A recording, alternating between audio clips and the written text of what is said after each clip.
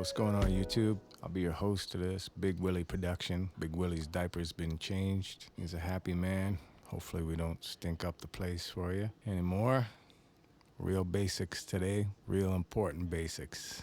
No tricks or licks, just basics. Everything's gonna kind of lead up to secondary dominance, and to me, that's one of the foundations for a gospel style of music. If you enjoy. So here we go. We got the B flat major scale. This is gonna apply to any major scale. Learn your notes, learn your numbers. I'm gonna guide you a little bit here, but the rest is up to you. B flat major scale. For your 1, you got B flat. Your 2 is C. 3 is D. 4 is E flat. 5 is F. 6 is G. 7 is A.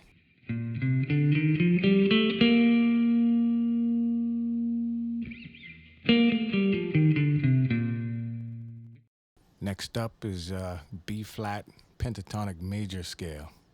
We got a 1, 2, 3, 5, 6. So you got B flat is your 1, 2 is a C, 3 is a D, 5 is a F, 6 is your G. Remember this one.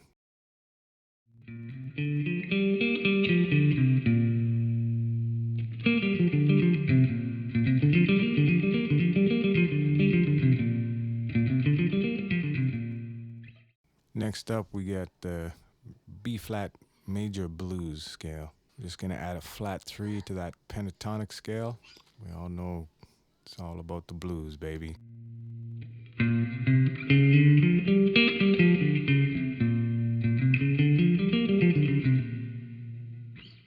Next up, we're gonna go B flat Mixolydian mode.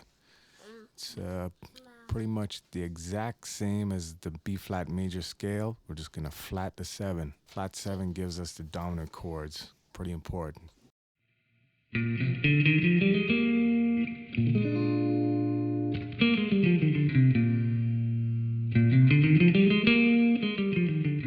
We're gonna harmonize the major scale. This is where your numbers are gonna come from. So I'm gonna use some basic harmony here.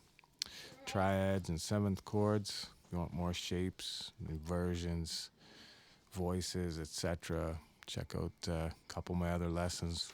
I got a couple things posted on www.gospelguitar.tv.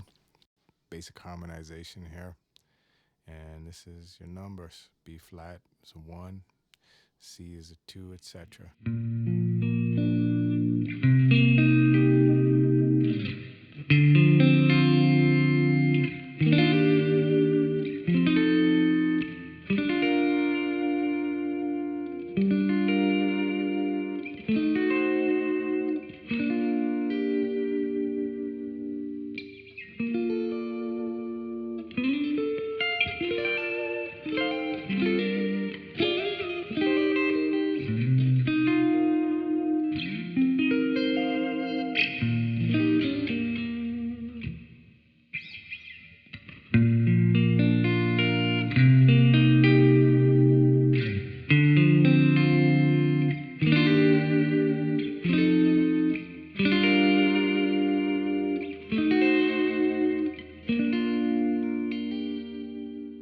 Primary chords of the major scale.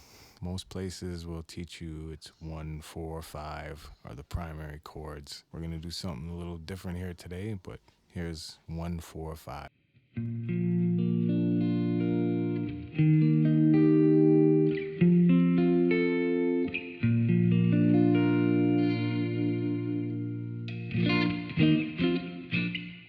Primary chords we're gonna use here today. We're gonna use 1, 2, 4, 5, and 6. It's gonna be a stronger function for these chords in a gospel style.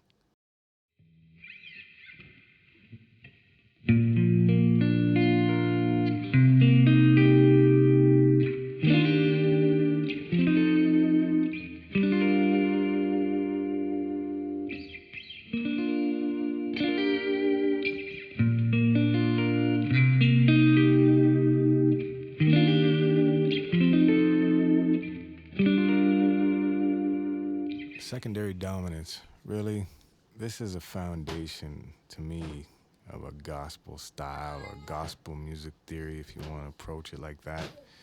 Dominance, how they move. The dominant of B flat's going to be F. That's the 5. 5 has a strong pull to the 1. That's why it's dominant. You know, your 1, 4, 5. Your 5 is dominant, whether you made it a dominant 7 chord or not. The 5th of that scale is the dominant chord.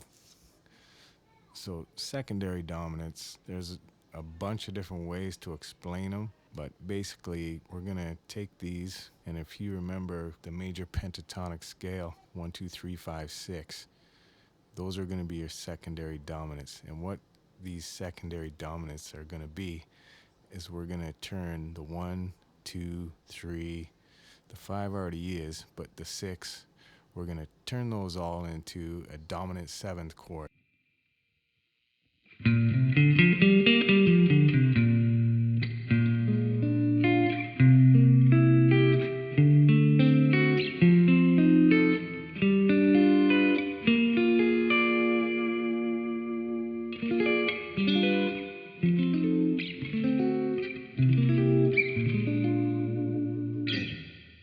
Each of those is going to have a strong pull to the 1 of its key. So you can use this to modulate the different keys. But really, right now we're just going to look at the fluidity of it, the motion that these chords keep going through. It's, to me, man, this is gospel right here. So for the 1, when you change it to a dominant, it's going to pull to the 4. So you can call it the 5 of 4, the dominant 1. The dominant 2 is going to pull to the 5. So you can call it the 5 of 5 or the dominant of 5. The 3 is going to pull to the 6.